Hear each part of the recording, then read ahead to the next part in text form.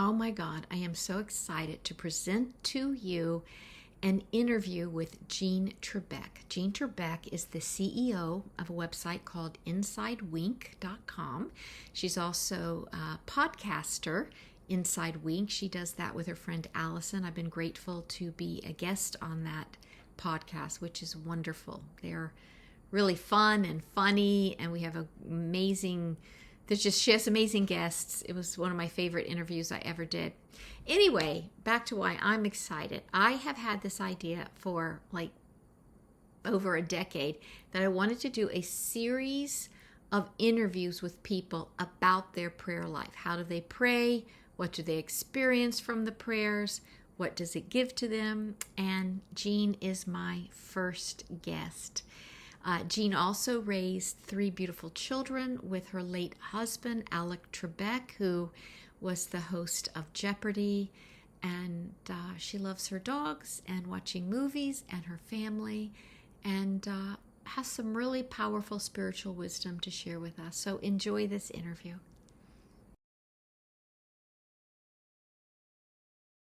Now, and we'll just begin. I'm just so grateful that you agreed to meet with me and talk with me about this. It's been a long time Mhm. intention of mine to do a special podcast series, really talking to people about like their prayer life. What is a prayer life? How do you pray? How has it changed through the years and such as that? Because so many people I have talked to over the years, I've heard this so often. People say to me, I don't know how to pray, you know? Mm, mhm. So I'm just going to ask you some questions and, Yeah, you I know, love that. you just so I would love to hear about like what has been your relationship to prayer as you've moved through your life. Were you a little girl who had a tendency to want to pray? Was it something you Mhm. weren't remotely interested in and then it hit you at some point in your young adulthood? Like how did that go for you? Well, first of all, I just want to acknowledge what this is such a wonderful topic that you're talking about and giving our attention to because I think prayer is something that has actually evolved over time. And I say that because that's how it's been for me. I was raised Catholic.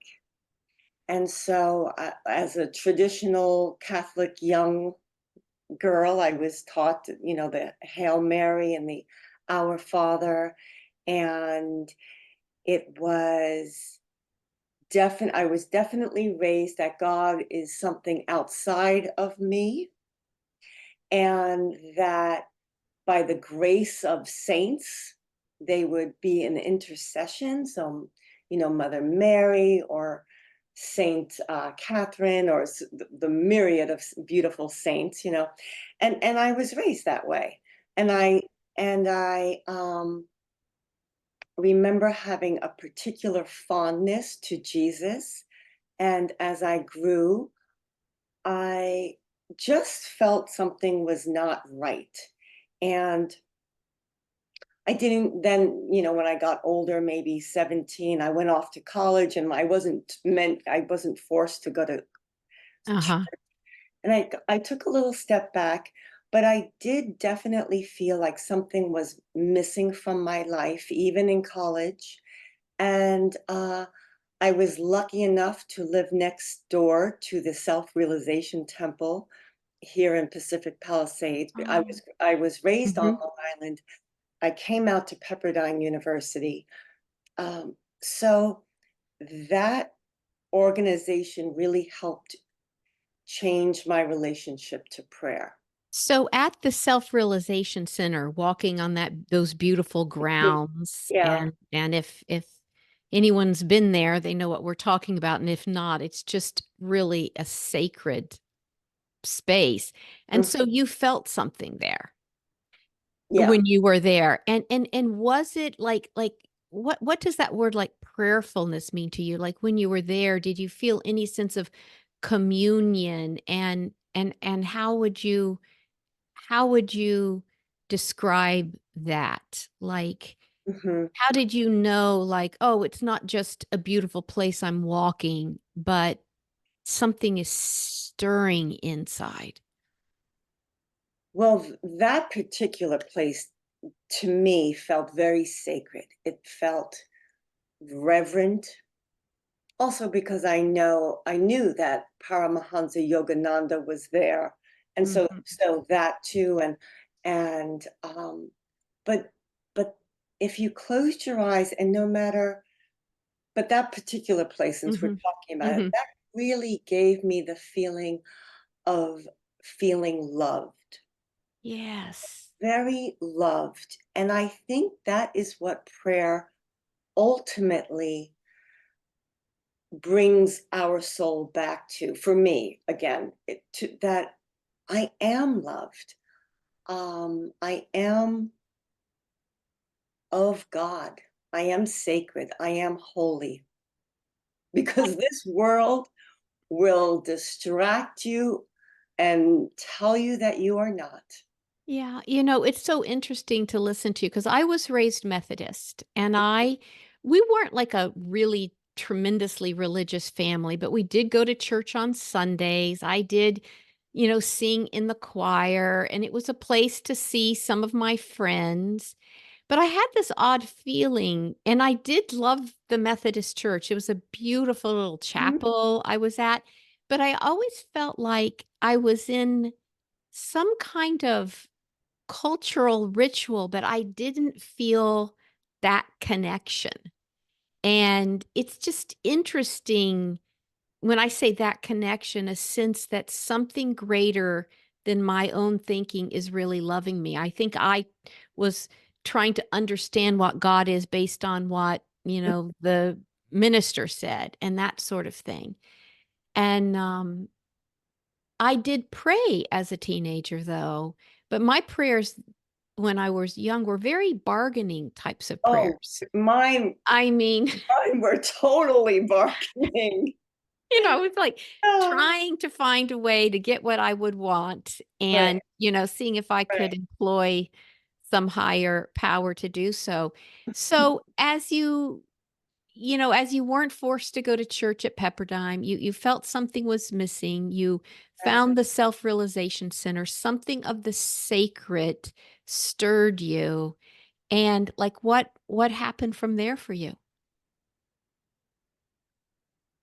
Well, it was just more or less my n- feeling that this was more where I belonged now. Mhm. And then life's happened, and I had my brother passed away, and Mm, I can go on about my yeah. personal challenges, but I needed something to feel held. I needed to feel like I wasn't just doing life on my own. So I would go to some churches, and yet, with the guilt part, I didn't throw the baby out with the bathwater, but I Mhm. kept certain things from the Catholic Church that I still love, and Yes. other stuff it's not for me Yeah. anymore. Um, and so then I was introduced after a lot of reading, and I was always drawn spiritually to Mhm. spiritual texts. So that has always been in my awareness. So I'm living out here in Mhm. California and I'm married, but I am very keeping an eye towards spirit and God and Jesus and Mary Magdalene. And then I come across religious science, science of mind. And I hear about Michael Beckwith and I hear about Dr. Mark Vieira. I attend the church and I know without a shadow of a doubt that I am to become a spiritual practitioner. Wow. Wow. It's so interesting. I was in Columbia, South Carolina. I was working as a television news reporter, and I had an eye toward God and spirituality. I was reading the Bhagavad Gita by then, and I was in a metaphysical bookstore, and The Science Mind by Ernest Holmes literally fell off the shelf into my arms. Yeah. And through that first encounter with Science of Mind, I ended up, not because of that consciously, but I feel like spirit brought me to Michael Beckwith and Agape. And I too had this awareness that like I was meant to become a spiritual practitioner. And there are really not that many of us worldwide. Like it's really quite a rare group of people that have this, like something pulls us in. So, I want to just go back to, I love what you said. I need to feel held. And I think that's what I need every day. I need to feel held.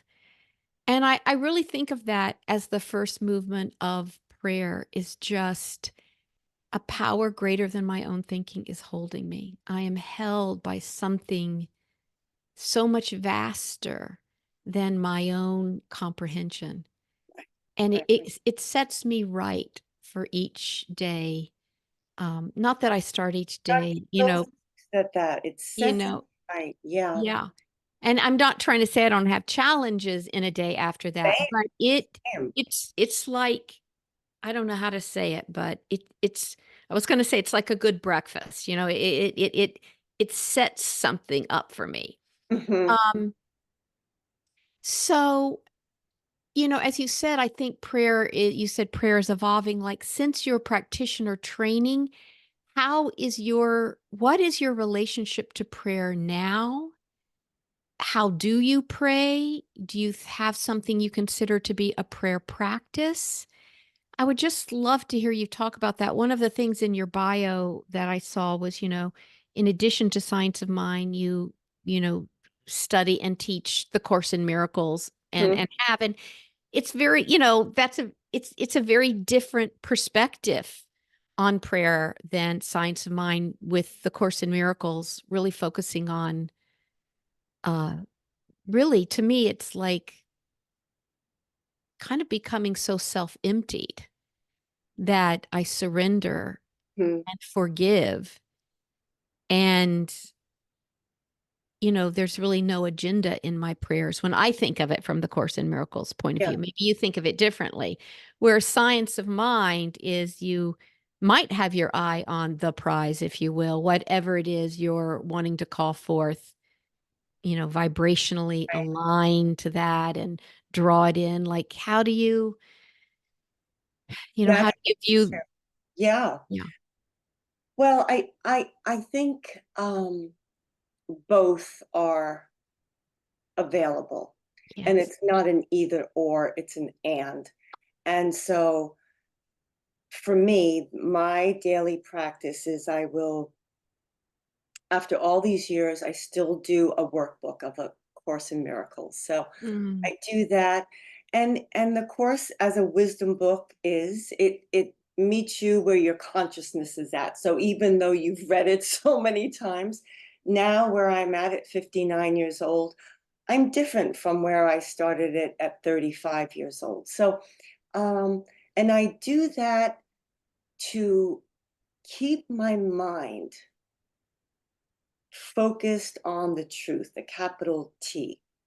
And now it doesn't mean that my mind doesn't run amok if something happens. It doesn't mean that I don't feel my thoughts will go off into scary scenarios. And but I'm very quick to realize that after these, it's a meditation practice.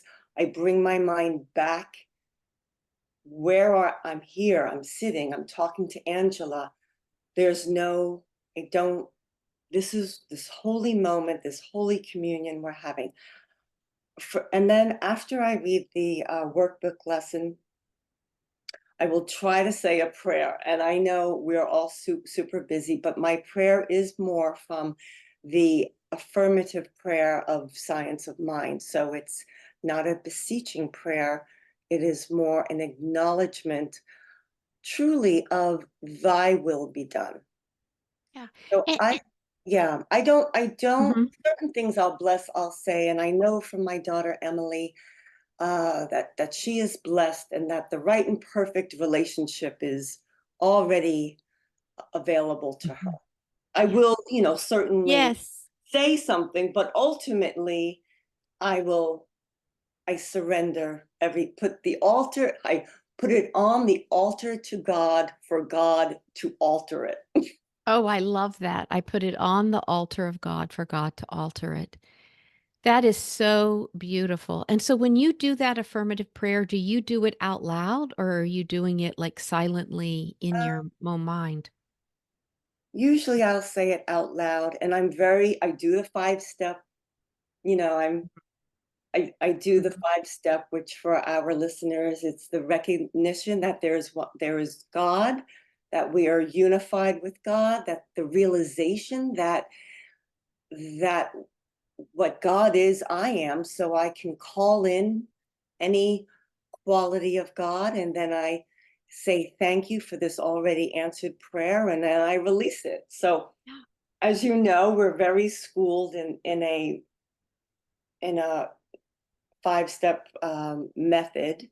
That is why it's Mhm. called science of mind, because there is an actual method to prayer, like in a scientific experiment. So Yes. it's not Scientology. Yeah. I Yeah. feel like my prayers, in a way, go all over the place these days. But when I listen back to them in my mind, there's always those 5 steps. Yes. Like I'm a rambler, you know what I mean? But it is God is, I am.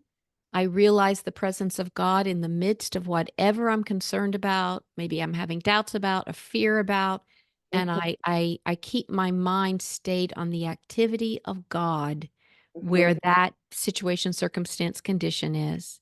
mhm.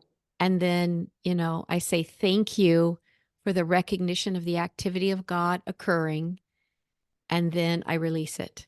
And, Right. I'm not always to the point, but those 5 steps tend to always occur. It's been 30 years since I went through that training, so Mm, it's kind of part of me now. right, right. So, one of the things I'm so interested in when I started Rethink Prayer, I really felt it was laid on my heart to uh, talk about prayer in a way, not just within the Science of Mind community where I Mhm, had done a teaching and speaking. I started speaking at yoga studios and things that were maybe you would think of have a spiritual bent, but weren't a spiritual center. sure. And, I had this, I don't know if you would call it a goal or a vision that like how yoga, is in towns and villages and cities across America and the world and meditation now, your cardiologist might tell you to meditate, your Right. priest might tell you to meditate, So true. Yeah. and it's kind of made it into the mainstream where they are activities that, from my point of view, really nourish you, mind, body, and soul, but they're not necessarily religious, even though meditation and yoga, have roots Mm, in religious orientation. But right. but it seems to me that prayer still most people think of as a product of religion or, prayer and religion go together. And I was always hoping like prayer, meditation, yoga, that kind of thing could all have more, I Hmm. don't know, just be more accessible to people who maybe aren't drawn to religion. Right. Right. And I just wonder about that from your point of view. You mentioned like this crazy world, all the distractions, like, I've read surveys like what are the most popular prayers when people are asked. Hmm. And the most popular prayer is safe travel. Like people do pray commonly getting on airplanes. Hmm. But I just wonder, I wonder how, I wonder if people, I mean, according to research, fewer and fewer people are praying as fewer and fewer people are members of religion. And Yeah. I just wonder what difference would it make to the world if people found a way into a prayer practice that was authentic, like you have, like what difference do you think it has made for you, Mhm. moving through what can be the arduous journey of life, through the tragedies of life? Like what difference do you think it's made? Well, I think what's coming up for me as I'm listening about your question, um, I think prayer has different meanings for different people. And my late husband was not a prayerful man. He would not consider himself someone that prayed, although he was raised Catholic. And he he actually loved this movie called The Razor's Edge. Do you know that movie? I feel like I do. Who stars in it again? Do you know? Right? Do you remember? Not Laurence Olivier. One of those, Yes. but Alex loved that movie. Yes. And there's a quote in the movie that this man is sharing with this younger man. He says, good, healthy prayer, which is deliberate thought, will get you through, and so I I think love that. for certain people, and I'm going to include my Mhm. Alex, that was like he was able to stay very deliberate with his thinking. And to him, that was prayer, holding on to a desired outcome. Now, I'm more, way more feminine and more of like a spiritual. So I will say for me, um, the prayer is like putting my cell phone, charging it.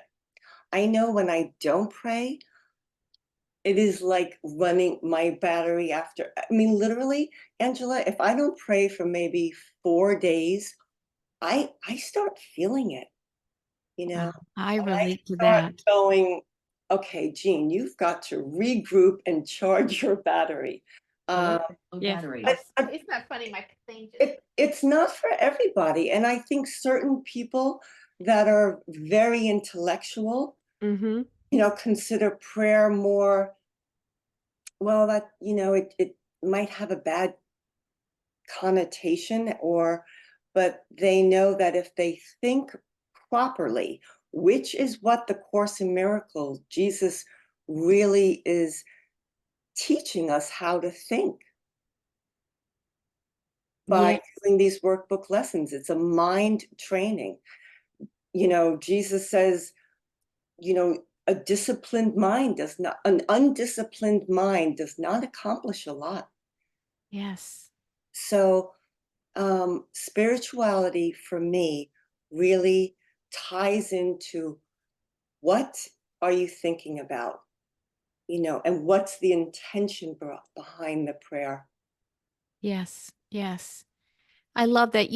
I prayed for your husband, Mhm. um, well before I ever met you. I learned of his diagnosis, and my mother had pancreatic cancer. Mhm. And I went through quite a journey with my mother with that. And what was it like to receive prayers from all over the world? People like you didn't even know I was praying. Like, could you feel it? And could you do you think like I guess again, I'm kind of asking this childlike question again. It's like what difference did it make Yeah, during that challenging time? it was a huge difference, and I will say that Alex was blown away by the prayer cards, the notes. He had no idea that he was so beloved, truly. I mean, I think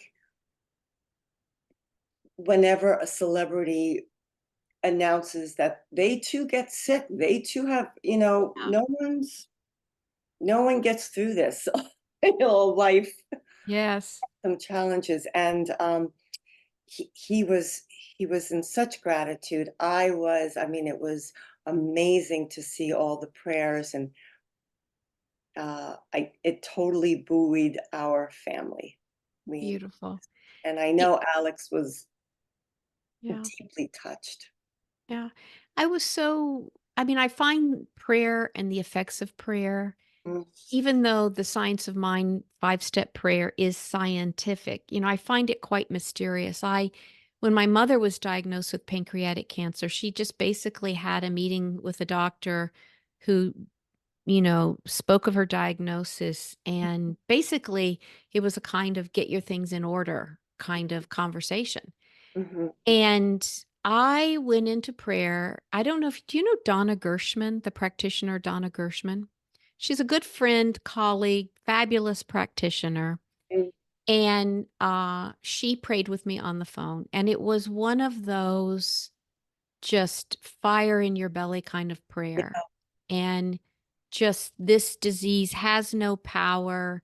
mm, And I actually had so many visions as she was praying mm, of possibility beyond what this doctor said. They just were kind of delivered to me, if you will. mhm, And that prayer Donna prayed for me was right before I was heading to Arizona, where my mother and father lived at the time, mm. and, to be of service there. And by the time I got there, in going to this next doctor's appointment with her, it was like we were in a totally different reality. This doctor said, well, the location of the tumor, you're going to be able to get surgery. And my mother ended up living, I don't know the exact amount of time because I never counted it, but at least 3 years beyond that point. Wow, And the Whipple surgery she had, you know, right? it made a huge, I mean, the cancer was gone for quite some time, Mm, and then it recurred, and there was a year. But I wondered so much, like, did that prayer catapult my family into another set of options? yeah. It was just unbelievable in a way. And that's the thing, we don't know. It does No. feel like we're switching timelines sometimes, but, I just feel that for me, prayer was just this anchor of love and support that was so great because as much as I studied the Course in Miracles and I was a practitioner for 15 years, you get a diagnosis like that, pancreatic cancer stage 4, your mind is gone. Yes, yes, yes, yes. And and at least I knew that, okay, you know what? Today, so a quick prayer for me is just, Holy Spirit, you make my decisions for me today, that every thought, word, and deed comes from my highest holy self and blesses all beings everywhere. Mm, I mean, that's if I'm, that's beautiful. running and don't Yeah, give yeah, myself, what, yeah. but and I think for so many people, they'll say, "Well, Alex did pass and he did, transition," and I say, "Well, that was his contract with God and his that is not the prayers still were amazing and they totally benefited." And I do think that Alex, although he had pain and depression, he wasn't frail, and he got to do what he loved to do right up to the very end. And That's beautiful. That's really beautiful. I have this faith as well that everyone, quote unquote, dies on time or transitions on time. And yet I have this sense that death never really comes. mhm. And how does prayer, with you said you had a brother that passed, your husband has passed. Like, does prayer play any role for you in, like remaining connected to that love and connected to Alec in your life through Hmm. prayer? Well, for me, prayer always helps me to remember that I'm not my body, Yes. that I have a body, but I'm truly a spiritual being having a human experience, albeit it's a very real, Mhm. but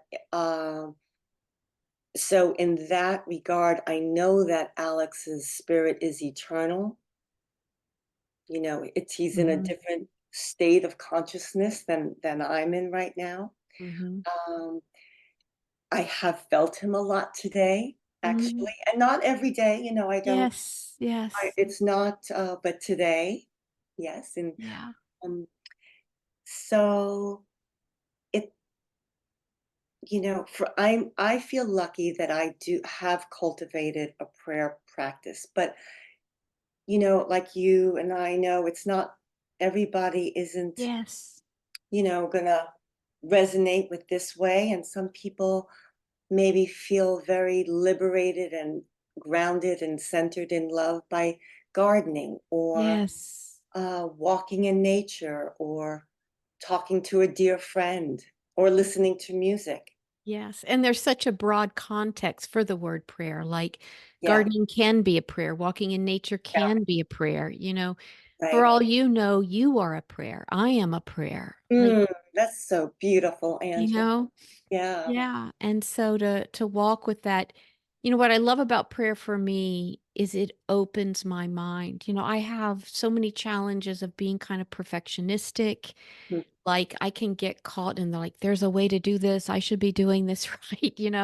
And when I pray, it helps me, uh, open up mm, to, like, it is doing me yeah, versus I am doing it. Like, it's right, doing me, life is doing me, God is doing me, and every mistake I make is for a holy purpose. And right. I've got to, and that mistake may be for the purpose of just humbling me. And then everything that seems to go in a way I might judge as successful or good or safe or secure or right for my family, Mm, that's an opportunity for me to see if I can enjoy it without getting attached, yeah, to it too right. much, so that I can be in the flow. I had an amazing experience some time ago, within a few years, maybe 4 years ago, where I woke up around 3:30 and I sat up. And it sounds like I'm talking about a dream, and it was not a dream. I was awake, and I saw, like, I guess it was in my mind's eye. It's not like I saw it in my bedroom exactly, but it was almost holographic, but it's hard to describe. But I saw all these colors that were like jewel tone greens. And as I was looking at these colors, it was almost like, strangely, I was able to decipher a meaning from them. And it was almost like a math formula I could figure out, or like a book I could read. And after I looked and looked and looked, and maybe that lasted 1 minute, I don't know how long it was, I took this deep breath, and it's like I saw somehow that all things work together for good. Yeah. And that has really changed my life. Like, not everything is good. Not everything feels good. Right. Life has tragedies, but ever since that kind of strange supernatural experience, I seem like I conclude less.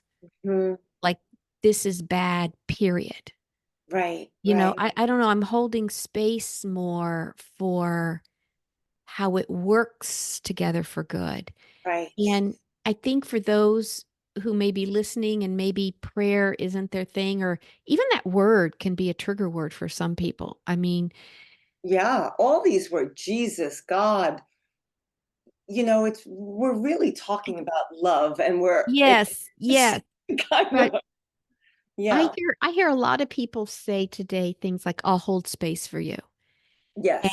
and I Me, think that's kind of the modern way of saying, "I'll pray for you." I'm going to right. hold some kind of space for love Right. for you.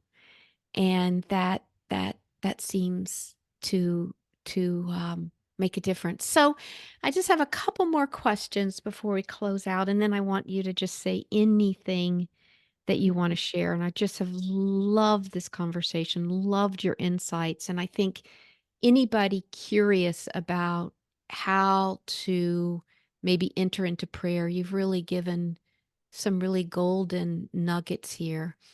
And I just want to ask a little bit further, like, if someone did want to start some kind of prayer life Mhm, within themselves, how would you begin to guide them? Or is there any way to do that? mhm. So the great news is that there's no wrong way, you know? Yes. And if that is something, if I feel if someone feels called to, I want to give that some time and attention, then that in and of itself is the beginning. Meditation for me, it's getting my butt down in the chair. Yes. It's just starting it. And a simple prayer, just, um, maybe something just like holding your hands on your heart and say, I would like to bring more prayer into my life because you can't fool the universe. You can't fool God. So if we're all vibrational beings, a higher intelligence is going, "Oh, we got the signal. We know this soul is wanting more of this." Yeah. And Yeah, then I love just to that. stay open and aware and go, maybe I will sit in my chair a little longer. Maybe I'll, you know, go to a bookstore and feel inspired to find a book, Yes. Yeah. or A book. listen to someone as beautiful as you. Oh, thank you. Thank you. Yeah. I love those. In my practice of seeing clients one on one all these years, there are many, many things that I've held in prayer, done spiritual mind treatments for. And it's not like, okay, 2 weeks later, that's done. A week later, that's done. Like it's so mysterious. And yet, because I have clients that have stayed with me, if you can believe it, since 1994, I know their children, their grandchildren now, it's quite so I feel like I'm my own little laboratory, I don't know. Yeah, But it's almost like I'm like, "Oh my god, that did work out," and, "Oh my god, that did work out," and, "Oh my yeah, god, they were given the strength to get through that," or, "This did right. work out." It's almost like I almost forget the prayers I've prayed, and Right. then I look back and I'm going, "Oh my goodness, this Yeah, all there was some kind of love that's carried us, not in the way I would have orchestrated it according to my limited thinking, but it's this grace and mercy when you open up to it through prayer has some volition of its own."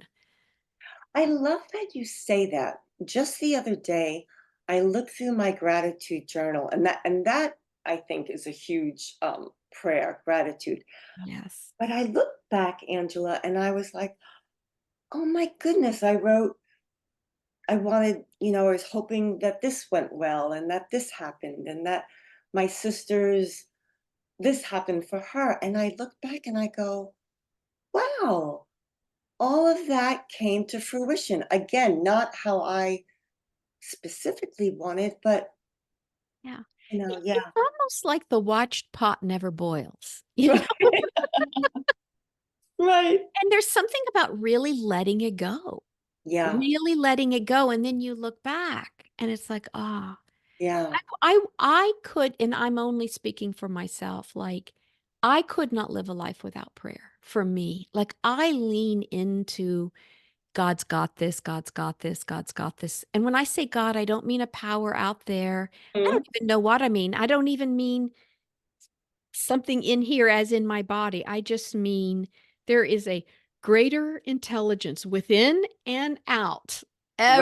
everywhere, that when I release to it, something releases in me. that needs to release, some kind of holding on, Right. stress, anxiety. So I do pray for everyone who would benefit to prayer to find prayer in a way that's right for them. And I love what you said about there is no wrong way. It doesn't have to be a religious prayer. And it can be, there's so many ways to relate to a higher power, Mhm. just love itself. So I appreciate that. The last question I want to ask is, I'm not going to try to get us in a political conversation or anything, but, in, Wouldn't get very far. I'm yeah, very not it's not yeah, my thing, but yeah. But, as there's a lot of, we're in an election yeah. year here, we've got various wars going on Yeah. in different places in the country. When you think of the world at large, do you ever do prayers for the world? And how do we pray for, the earth and its people? Like I always think of like prayer unifies.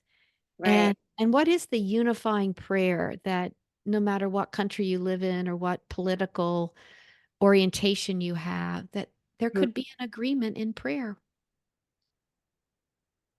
Well, that's a beautiful question. I do pray for the world, and I do pray that, for instance, for the political season, I say, um,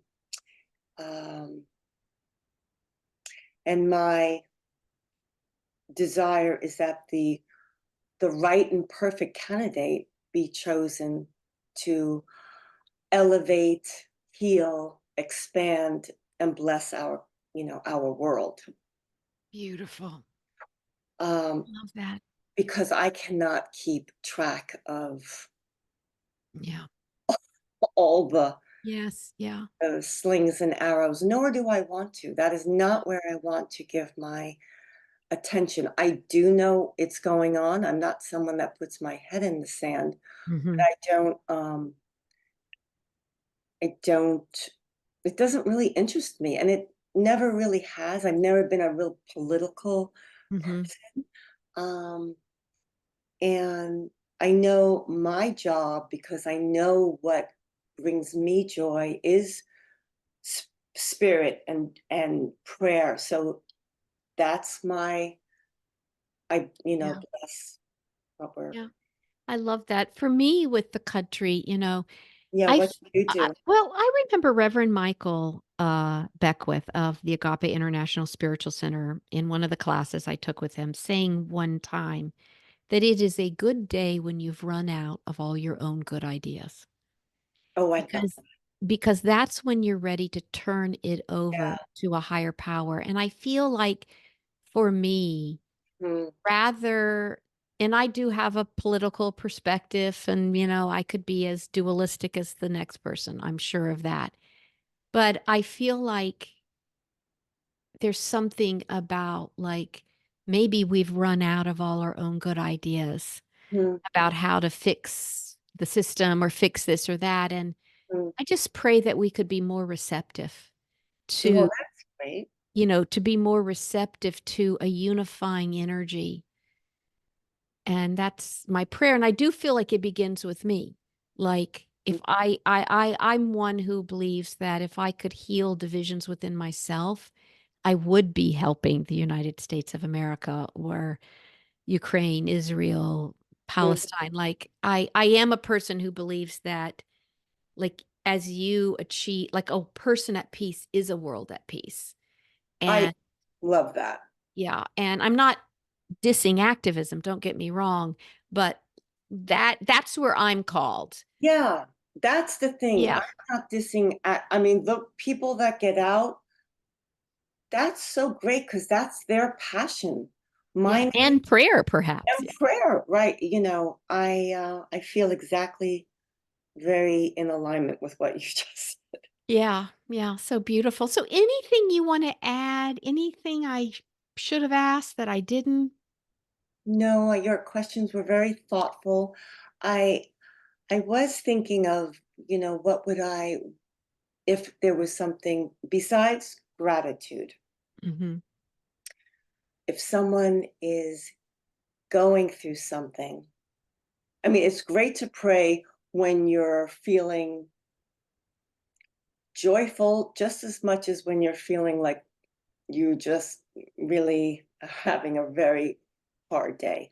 Uh, I personally, when something, when I'm holding a grievance, a judgment, when I'm not feeling really good within myself, I know enough to say, I'm not feeling good. I go to my mind, what am I thinking about?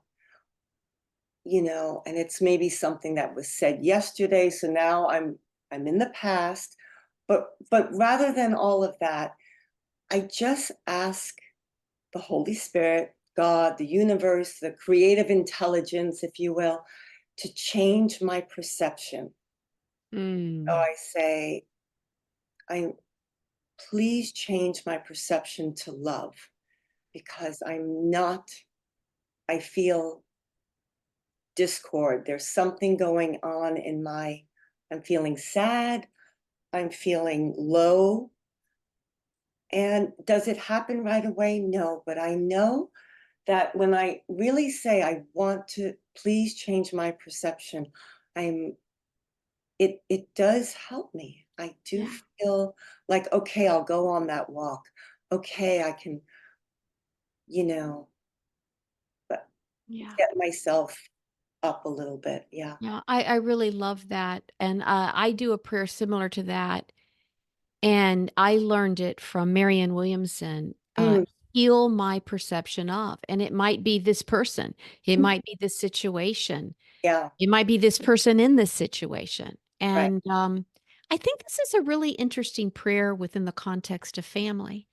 Because as much as we love family members, we often fear for family members, and we often can be very opinionated about what this brother should do, what this sister should do, what these parents should do, what these children should do.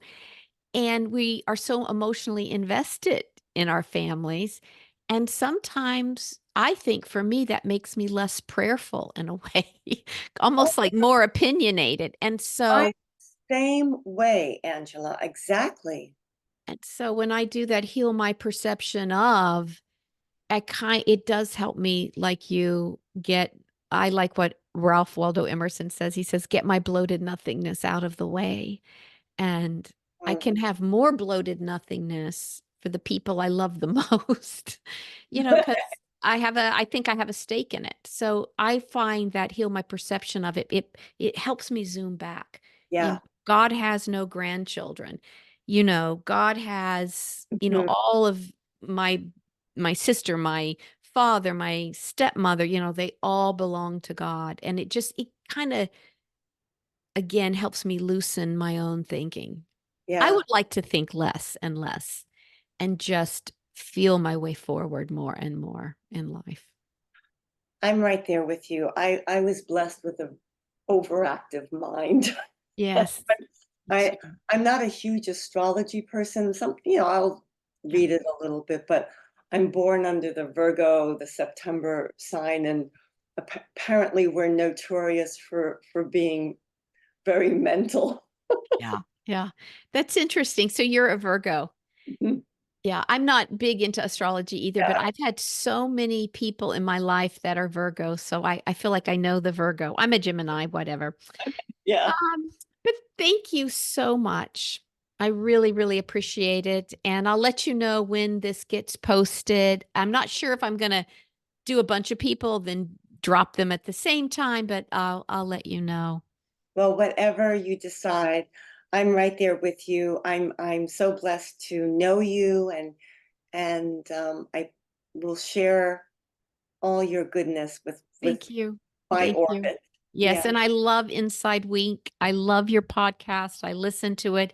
You and Allison are just so delightful together and all the really good work you do and just blessings to you and your family. thank you. You as well, Angela. Thank you so All the much. best. Okay, Thank you. All right, darling. Bye-bye. bye.